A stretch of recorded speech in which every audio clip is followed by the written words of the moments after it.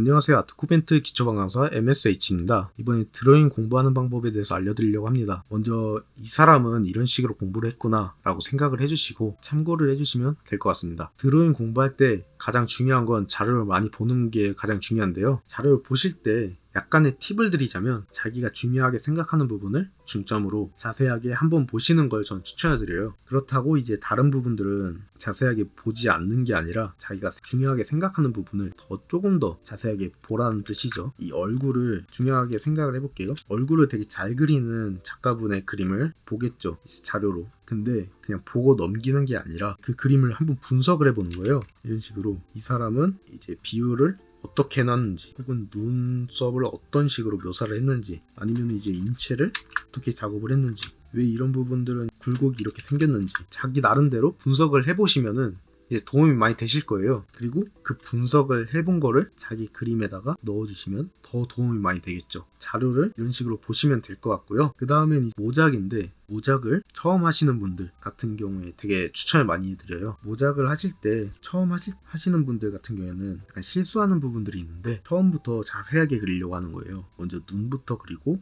막 이런 식으로 그리려고 하는데, 여기서 또 몇 센티에 반대쪽 눈이 있고, 몇 센티에 코가 있고, 몇 센티에 입이 있고, 이런 식으로 작업을 하려고 하시는 분들이 있는데, 저도 그랬고요. 근데 이런 식으로 하면 도움은 잘 안 돼요. 모작 같은 경우에는 아무래도 이게 도움이 되려면은 제가 앞에 말했던 자료를 이제 분석할 때 이런 식으로 하면 도움이 많이 되겠죠. 그러면 모작을 이제 할 때 어떻게 해야 되냐? 모작을 할 때는 처음부터 자기가 그린다고 생각을 하시면 돼요. 처음부터 그리는 거죠. 이렇게 도형화로, 여기 십자선도 그려보고, 이렇게 도형화로 이렇게 몸을 만들어 주시고, 그 다음에 점점 세부적으로 그려주면서 그림에 감을 익히시면 됩니다. 모작을 하실 때 좀 오래 걸려도 그 그림을 끝까지 완성을 해보시는 건 전 추천을 드려요. 그렇게 해야 이제 그림의 감을 조금 더 높일 수 있으니까. 그 다음엔 이 방법 같은 경우에는 러프 할 때나 아니면은 그림의 마무리 단계 때 이 방법을 자주 쓰는데, 이 그림 같은 경우에는 제가 몇 년 전에 그렸던 그림이고요. 먼저 드로잉 연습이라고 해서 선화만 할 필요는 없잖아요.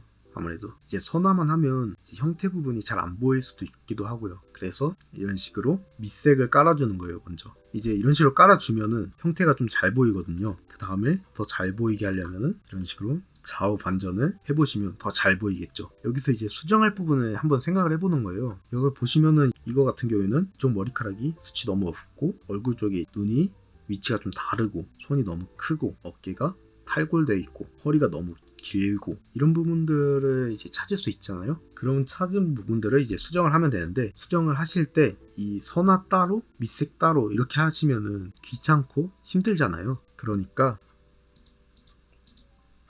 이 부분을 이제 통째로 이렇게 복사를 해주는 거예요.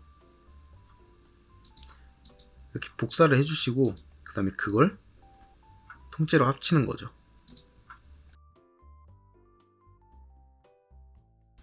이렇게 그 다음에 여기서 수정을 해주시면 돼요. 이런 식으로 이상하다 생각한 부분을 이런 식으로 색을 찍어서 수정을 해주시면 돼요. 그 다음에 여기다 선도 살짝 이렇게 그려주고요. 이런 느낌으로. 이런 식으로 하는 거 너무 겁낼 필요가 없는 게 어차피 연습이잖아요.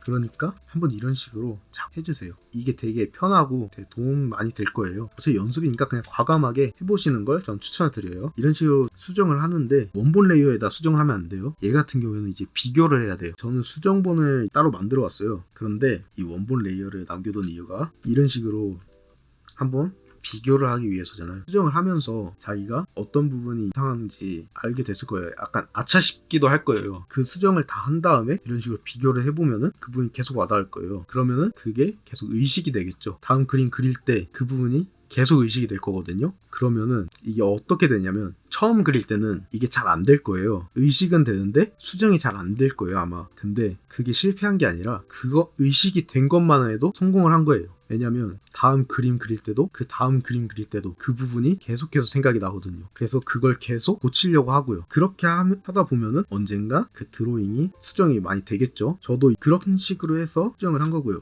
이게 보시면은 제가 눈도 이상하고 이때 당시에는 얼굴도 되게 길게 그리기도 했고요. 그 다음에 허리 부분, 손이나 아니면 어깨 같은 부분 이런 부분들도 계속해서 제가 이렇게 수정해서 비교해가면서 계속 의식하면서 그림을 그린 거라서 이런 식으로 점점 수정이 된 거거든요. 여러분도 이런 방법을 사용해서 드로잉 공부를 한번 해보시는 거 저는 추천을 드려요.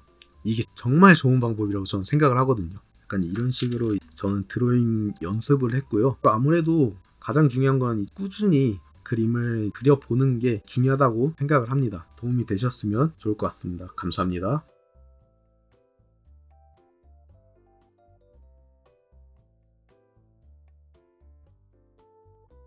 즐거우셨다면 좋아요, 구독 부탁드려요.